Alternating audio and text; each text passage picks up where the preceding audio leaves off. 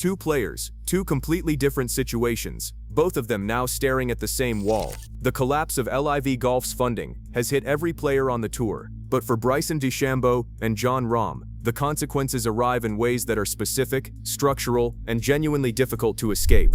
This is the full story of what the bombshell actually means for each of them. Start with the bombshell itself, because the timeline matters. In early 2026, Saudi Arabia's public investment fund confirmed what the golf world had been speculating about for weeks. PF would fund LIV Golf through the end of the 2026 season, after which the money was gone. The league that had spent an estimated $5 billion disrupting professional golf was now dependent on finding private investors to survive into 2027. LIV's CEO Scott O'Neill said the league was funded through the current season. He said that in a television interview. The interview was later deleted from social media. Neither of those facts inspires confidence. For most LIV players, the news was alarming but manageable. Contracts would expire, the league might restructure or fold, and the path back to the PGA Tour or the DP World Tour was complicated but at least imaginable. For DeChambeau and Rahm, the specific terms of their individual situations create problems that go beyond what the average LIV player faces. The bombshell landed differently on each of them, for different reasons, and the differences are worth examining separately. Bryson DeChambeau signed with LIV in the summer of 2022 for a contract reported to be worth at least $100 million. He said at a LIV Media Day in Florida at the start of 2026 that he was contracted through the 2026 season and was excited about the year. That timeline is now his biggest problem. DeChambeau's contract ending in 2026 sounds like good news. He will be free. But free under PGA Tour reinstatement rules means something very specific and very inconvenient. Under the current framework, a player leaving LIV must serve a one-year ban from the date of their last LIV competitive appearance before they become eligible to play in PGA Tour events as a non-member. If DeChambeau's final LIV event is in, say, November 2026, his one-year clock does not expire until November 2027. That is an entire major championship season missed, including Augusta, Shinnecock, and wherever the Open and PGA are played that year. For a player who won 2 US Open titles, who built an enormous YouTube following, who is one of the most recognized figures in the sport globally, sitting out the entire 2027 season is a genuinely significant career interruption. And unlike Koepka, who left LIV before the returning member program deadline and got the expedited reinstatement, DeChambeau passed on that window in January. He said he was contracted through 2026 and seemed content to honor that commitment. The invitation expired on February 1st. There is no equivalent offer currently on the table, and the PGA Tour CEO has made clear the program was a specific thing for a specific time. Quick pause. If you think DeChambeau made a career error that will cost him prime years, type wrong move in the comments. If you think his YouTube fame protects him commercially no matter what happens on tour, type he'll be fine. I read every single one. Jon Rahm's situation is structurally different and arguably worse, depending on how you read the contract language. While DeChambeau at least has a clear end date to his LIV deal, Rahm reportedly signed a multi-year agreement that extends beyond the 2026 season. This creates a scenario with no obvious precedent in professional golf. If LIV Golf ceases to operate in its current form, or reduces significantly, what happens to a multi-year contract with a league that can no longer fulfill its obligations? Does Rahm become a free agent? Does he remain bound by the contract's terms even if there are no tournaments to play in? Does PIF, as the contracting entity, retain obligations to him even as it withdraws from the sport? These are not simple questions, and the answers will almost certainly require legal resolution rather than a press conference announcement. What is clear is that Rahm's path back to the PGA Tour runs through that contract regardless of what LIV does. The tour has stated it respects the fact that players are under contract and will not act on that until the situation resolves. Rolap said specifically that the tour knows those guys are under contract and will respect that. There is no provision in the current PGA Tour reinstatement framework for a player whose league ceases to function. The one-year ban rule was written for players who make a clean departure. A player whose league potentially dissolves around them is in territory the rulebook has not addressed. The deeper irony in both cases is the January window. In January 2026, the PGA Tour sent DeChambeau and Rahm what amounts to a lifeboat. Join the returning member program before February 1st, accept the financial penalties, and come back. Koepka took it. Both DeChambeau and Rahm declined. DeChambeau said he was excited about the year. Rahm said he was not planning on going anywhere. The January window closed. And then PIF pulled its money.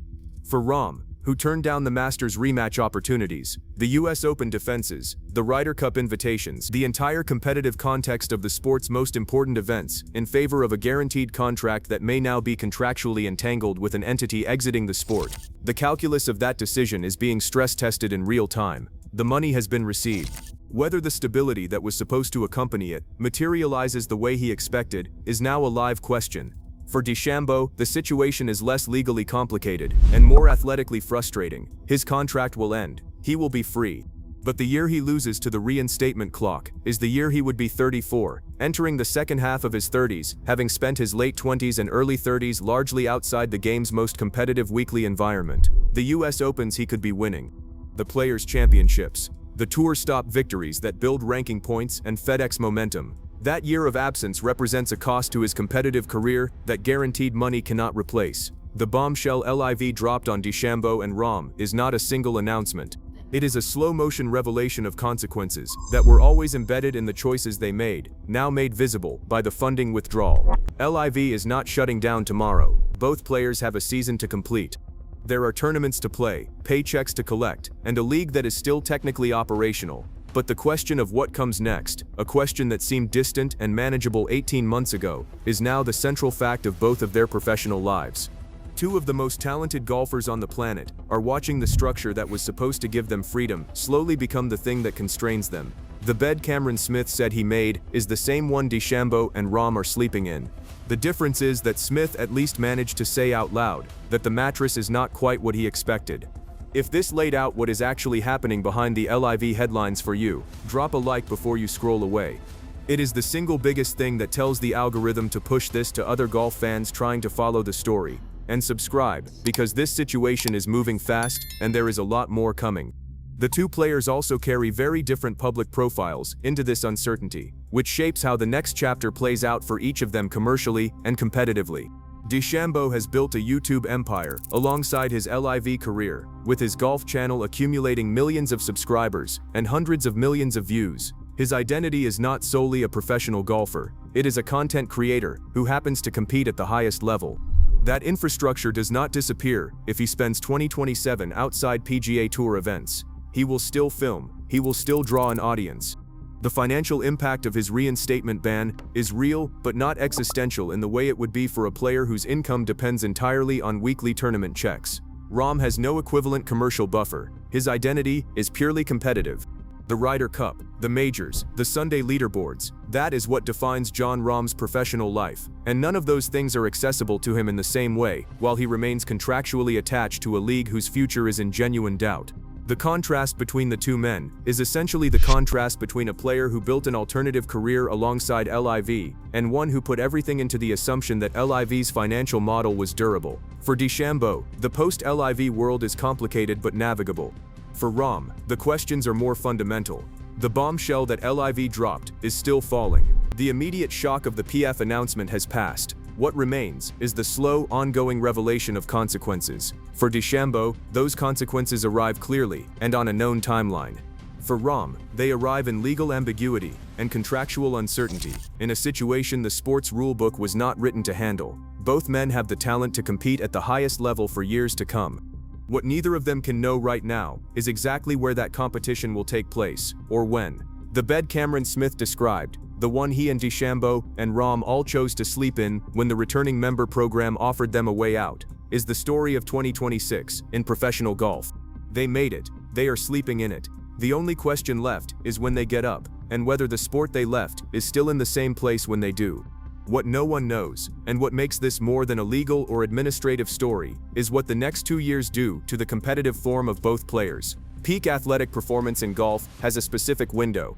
Players who spend time outside elite competitive environments, away from the weekly grind of PGA Tour fields where every shot matters for ranking and earnings, tend to arrive back with some rust and some recalibration needed. How much rust depends on the player and the length of the absence. For DeChambeau, a single missed season followed by a full reinstatement gives him the chance to return at 33, with the competitiveness intact and the YouTube audience still invested. For Rahm, the timeline is fuzzier, and the stakes in terms of prime years are higher. He needs resolution, and he needs it soon. The LIV bombshell did not just expose two players to contractual and competitive uncertainty, it exposed the entire premise of what LIV promised: guaranteed money, career security. A parallel universe where the best players could earn generational wealth without the grinding uncertainty of tour golf. The money part was real. The career security part has turned out to depend entirely on whether a sovereign wealth fund decided the investment was worth continuing. For DeChambeau and Rahm, both still under contract to a league that is living on borrowed time, the bombshell is still echoing.